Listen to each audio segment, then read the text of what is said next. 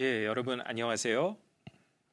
우리 교회의 새로운 표현들 선교적 공공교회론 세 번째 시간의 강의를 시작하겠습니다.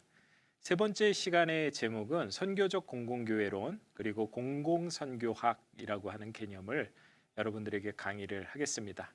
교회의 새로운 표현들은 이 교회론적으로 선교적 공공교회론을 따른다라고 여러분들에게 말씀드렸죠. 그리고 이 선교적 공공교회론이라는 것은 최근에 이제 시작된 미국에서 그리고 뭐 물론 여러분들 공공신학이라는 거 들어보셨겠지만 공공선교학이라고 하는 그러한 학문과도 긴밀한 연관이 있습니다. 아까 전에 제가 이 사진을 보여드렸어요. 그 교회 선교적 교회라고 하는 그런 책에서 조지 헌스버거라고 하는 이 학자가 우리가 살고 있는 그 위기의 시기에 위기는 위험이라는 의미도 있지만 기회를 만들어야 된다라고 하는 거 기억나시죠? 근데 또 이분이 이 공공선교학이라고 하는 이 분야를 거의 개척하신 분입니다. 그래서 이제 이분에 따르면 2005년에 이분이 미국 선교학회 회장으로 계셨어요. 그러면서 회장이 되면 연설을 하죠. 그래서 회장 연설을 하는 제목이 공공신학의 선교라고 하는 제목으로 이분이 이제 회장 연설을 합니다.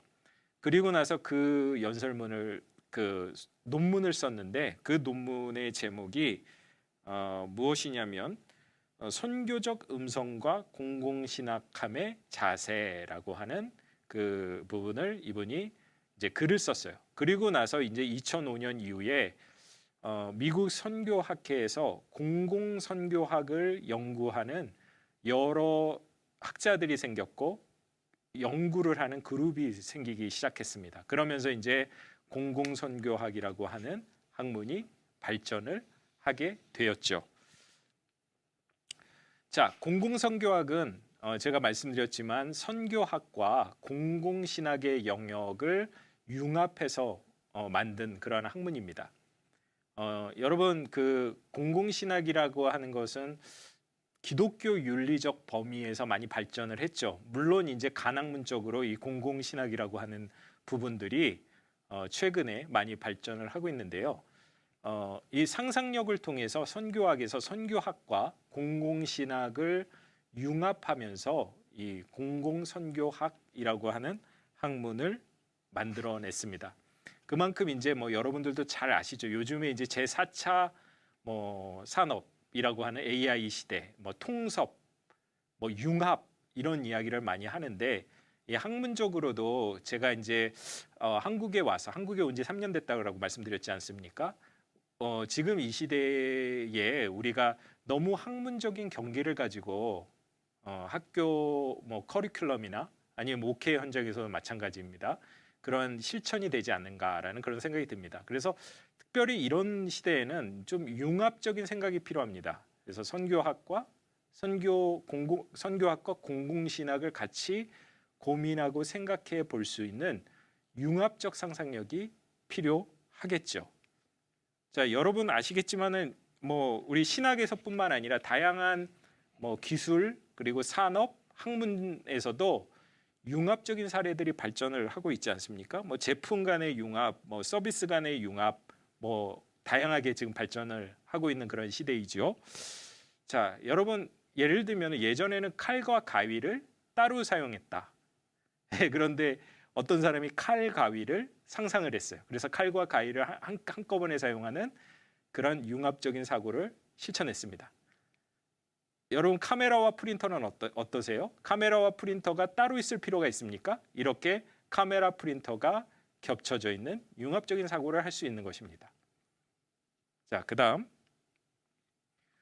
제가 이제 한국에 오니까 이 조스바가 아이스크림만 있다라고 생각을 했는데 아니더라고요. 조스바하고 왔다라고 하는 그 캔디, 뭐 젤리라고도 하는데 이게 그 카라멜 젤리가 같이 융합적인 사고를 통해서 조스 왔다라고 하는 이런 제품을 제가 보았습니다. 자, 여기에 있는 또 스티브 잡스라고 하는 사람 아시죠? 그리고 미국 대학에서 융합적인 사고를 통해서 뭐 리버럴 아츠라고 하는 그런 언더에서는 이 학부에서는 그런 학문들이 발전을 하고 특별히 자기가 전공을 갖지 않고 다양한 학문들을 융합해서 공부하는 학문들이 많이 성장을 하고 있는 그러한 융합의 시대를 살아가고 있습니다. 제가 이제 미국의 남부에 가서 이게 그 문화와 레스토랑을 함께 즐길 수 있는 그 크랙 배럴이라고 하는 식당을 방문을 했습니다. 여러분, 문화와 교회는 어떨까요? 이런 융합적 상상력이 필요하지 않겠습니까? 자, 크랙 배럴 안에 들어가면 이렇게 예전의 컨트리 음악풍의 그 음악이 나오고 뭐 예전 그 미국의 그 향수를 불러 일으킬 수 있는 데코레이션을 주변에 하고요. 식사를 남부의 가정식으로 이렇게 대접을 합니다. 이렇게 해서 많은 사람들이 즐거워하고 좋아하는 문화를 만들죠. 식당 문화를 만들죠. 그리고 문화와 식당, 레스토랑을 공유하는 모습을 보게 됩니다. 여러분, 그 레슬리 뉴비긴 두 번째 장에 여러분 레슬리 뉴비긴의 서적을 꼭 읽어보라라고 제가 이야기를 했습니다. 기억나시죠? 레슬리 뉴비긴은 선교적 교회의 신학을 제공했을 뿐만 아니라 제가 지금 강연하고 있는 교회의 새로운 표현들에 대한 그 신학도 그 제공을 했던 분입니다. 그래서 많은 학자들이 이 레슬리 뉴비긴의 그러한 신학을 인용을 합니다. 레슬리 뉴비긴은요, 인도의 선교사로 35년간 사역했던 분입니다. 그래서 신학적으로 선교학적으로만 아주 탁월했던 분이 아니라 현장을 잘 아셨던 분입니다. 그래서 이분이 이제 35년 전에 영국을 떠났는데 그때 영국은 기독교 국가 시대였죠.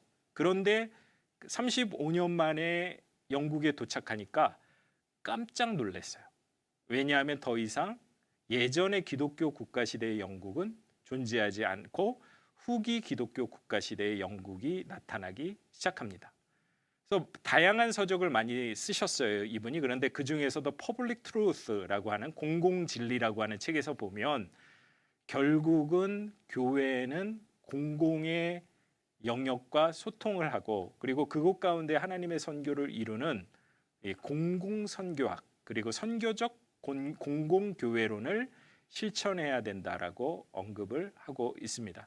그래서 이 레슬리 뉴비긴의 영향을 받아서 아까 언급했던 조지 헌스버거라고 하는 미국의 선교학자가 공공선교학을 만들게 되었고 그리고 다양한 선교학자들이 발전을 하는데 교회의 새로운 표현들도 이러한 운동의 아주 그 그늘에 있는 거죠. 그 아래에 있는 것이라고 생각을 하시면 되겠습니다.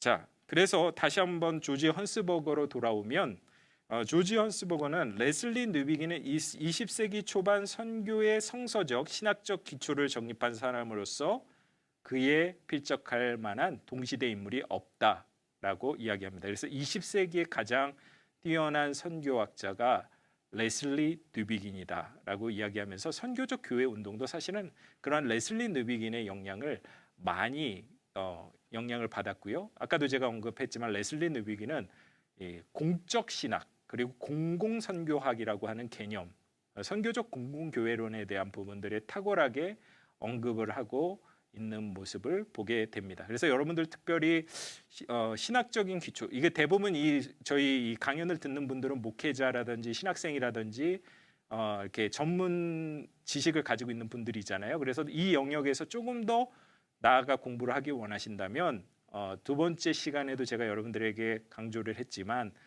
레슬리 뉴비긴의 그 신학적인 그런 책들, 프라이머리 리소스를 꼭 한번 읽어보시기를 권해드립니다. 자, 그런데 여러분 이제 레슬리 뉴비긴의 책들 중에서 유명한 책들이 많지만 오픈 시크릿이라고 하는 책이 있습니다. 한번 꼭 읽어보시기 바랍니다. 거기에서 레슬리 뉴비긴이 교회 성장학자인 맥가브란을 비판을 해요. 그래서 요즘에 여러분 한국 교회에서 교회 성장학에 대한 부분들을 비판을 하는 분들이 많은 것 같아요. 그리고 뭐 그 부분을 지지를 하는 분들도 많은데 그 근원을 좀 알 필요가 있다. 그래서 선교적 교회의 근원이 되는 레슬리 뉴비긴이 교회 성장학을 바라볼 때, 특별히 맥가브란을 바라볼 때에는 약간 부정적인 그런 견해를 가지고 있었는데요. 근데 두 사람은 맥가브란과 그리고 레슬리 느비기는 공통점이 분명히 있다는 거예요. 그 공통점이 뭐냐면 무엇일까요? 여러분 제가 질문합니다. 인도 선교사 출신이에요. 그러니까 이분들은 신학적으로도 탁월할 뿐만 아니라 현장에서도 아주 탁월한 분들이에요. 그래서 제가 이제 그 교회 성장학을 100% 제가 수용하거나 찬성하지는 않습니다. 그러나 여러분도 오해하지 말아야 될 것이 무엇이냐면 교회 성장학이 그냥 단순한 학문이라고 생각하시지 마십시오. 무조건 숫자적인 성장을 생각하는 게 아니라 그 나름대로 맥가브란이 인도 선교를 수십 년 하면서 자기만의 경험과 그리고 그 선교적 활동을 통해서 나온 집대성된 학문이라고 생각을 하시고 비판을 하시더라도 혹은 찬성을 하시더라도 그렇게 연구를 하실 필요가 있다라고 저는 생각이 듭니다. 그런데 이 두 사람의 또 공통점이 있다면 뭐냐면 그 당시에 이제 인도 선교사 선배 선교사였죠. 롤랜드 알렌이라고 하는 사람이 있는데 이 롤랜드 알렌의 견해는 맥가브란도 그렇고 그 다음에 레슬리 느비긴도 그렇고 동의를 했다라는 거예요.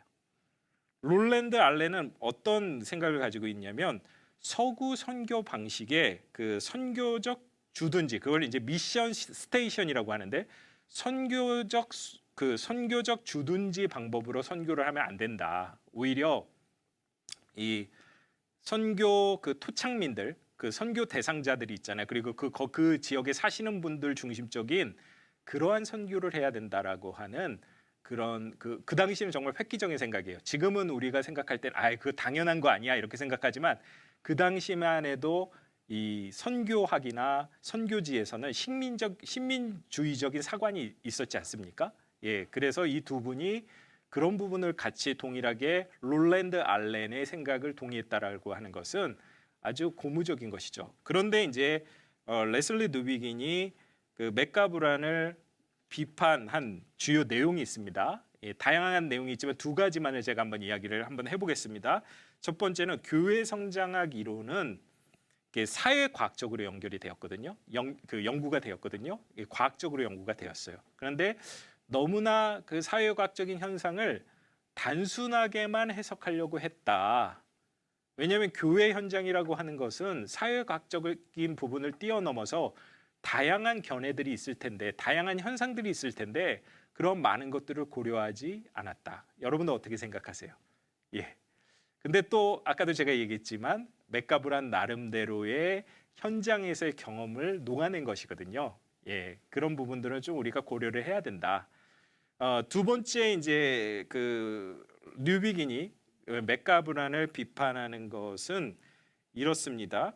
교회가 복음 증거의 사명을 감당함에 있어서 그 동기가 성령의 인도하심에 순종하며 나아가야지 교회의 수적 성장에 염려 또는 성공에 대한 압박 때문에 움직여서는 안 된다. 이게 이제 주로 우리가 하는 비판 아닙니까? 교회 성장학을 비판할 때에 주로 그러한 비판을 하지 않습니까? 그래서 레슬리 느비기는 선교는 삼위일체 하나님이 하시는 선교인데 그 우리가 수적인 성장을 원해서 되는 것도 아니고 그리고 그 수적인 성장만을 너무나 염려하고 그 다음에 너무 계산적으로 나아가서는 안 된다라고 하는 그런 관점으로 비판을 했습니다. 여러분 어떠세요? 그러니까 새로운 표현들은 이러한 교회론적인 생각을 가진 거예요. 수적인 성장이 나쁘다는 것이 아니라 수적인 성장만을 너무 강조하지는 말아야 된다. 선교는 삼위일체 하나님이 하시는 것이다. 그리고 다양한 형태로 하나님께서 우리를 사용하시고 공공의 영역으로 우리를 보내셨다. 보냄의 선교를 이야기하시는 거죠.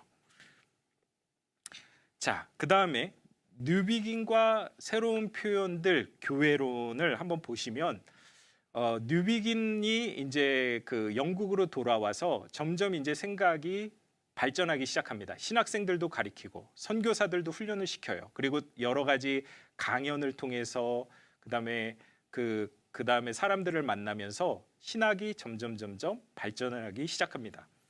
1970년대의 뉴비긴의 교회로는 삼위일체적인 것이 발전됐어요. 아까도 제가 이야기했지만 분명히 하나님의 삼위일체 하나님이 교회를 사용하셔서 선교한다라고 하는 이 삼위일체 중심적인 교회론을 1970년대에 그 발전을 시킵니다. 그래서 그분의 여러 서적도 그렇지만 이 삼위일체 선교라고 하는 책이 있어요. 여러분 한번 기회가 되시면 꼭 읽어보시기 바랍니다. 거기에 보면 성부의 하나님, 성자의 예수님, 성령님께서 어떠한 방향으로 선교를 우리와 함께 우리를 통하여 역사하시는가를 잘 나타내고 있습니다.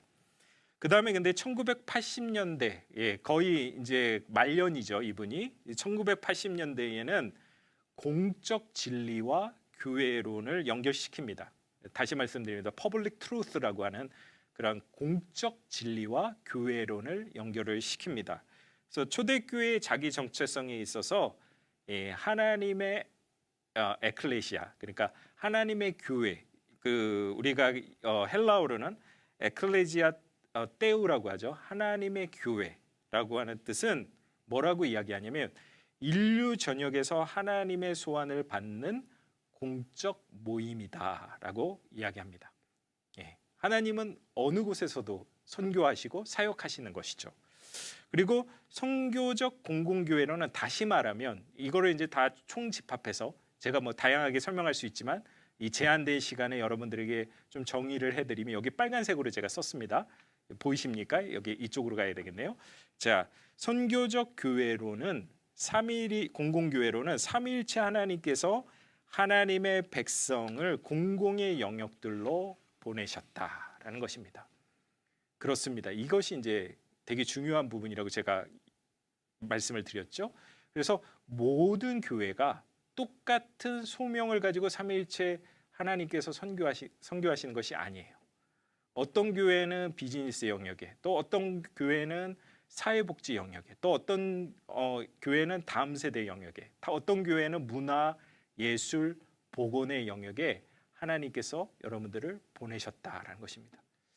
근데 우리가 이제 교회를 새로 사역을 시작하거나 교회를 개척하면 여러분들 비슷한 부르심을 받은 분들, 그리고 선교적 교회라면 같은 선교적 교회의 모델을 가지고 어떤 유형인가에 따라 또 다양해질 수 있죠. 그런 새로운 표현들이겠죠. 그런 것들이.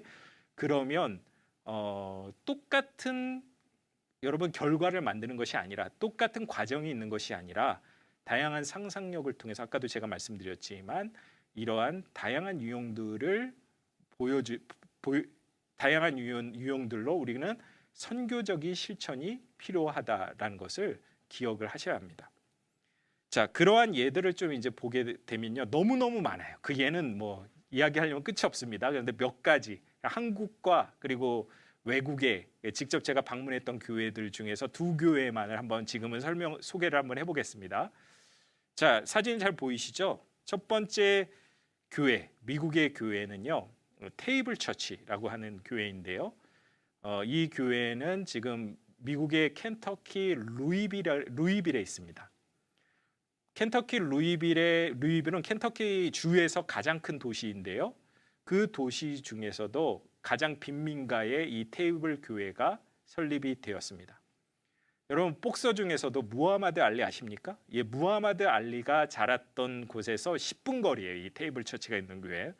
그러니까 참 무하마드 알리도 복싱을 하면서 인생을 역전을 했지만 참 어려운 시대의 그 삶을 살았습니다.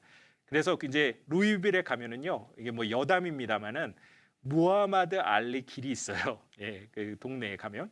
그다음에 또 오른쪽에는 이제 그 장로교회 예장 통합교회인데요. 이 보령의 천북면의 들꽃마당 시온교회입니다.